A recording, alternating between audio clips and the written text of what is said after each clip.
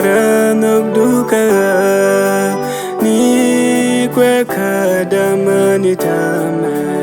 la penimerka ke tas lodge ni sama pendo kadu mo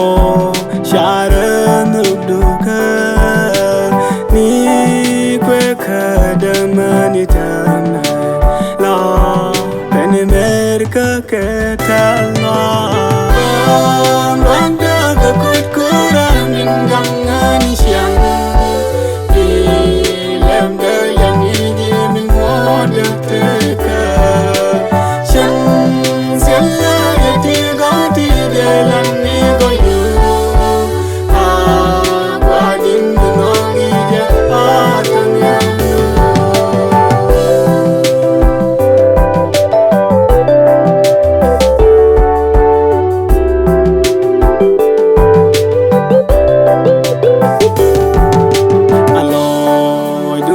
skeleton ni ku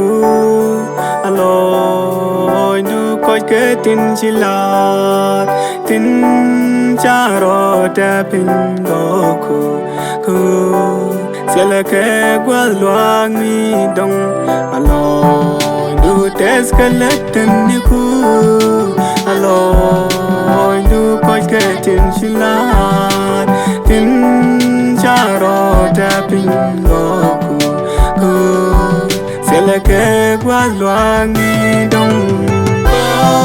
randa ka kut kurang min gangan siang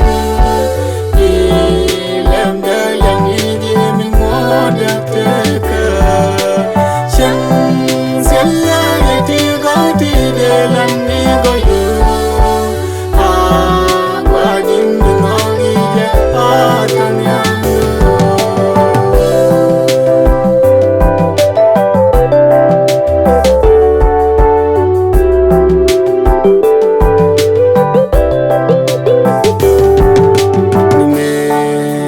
shol ka jono ka du tes loy dare du ni siang an balan ni ji ka lo sha yin mila pam te ka da ni me she shol ka jono ka du tes loy dare du ni siang an balan ni ji ka lo sha pam te kada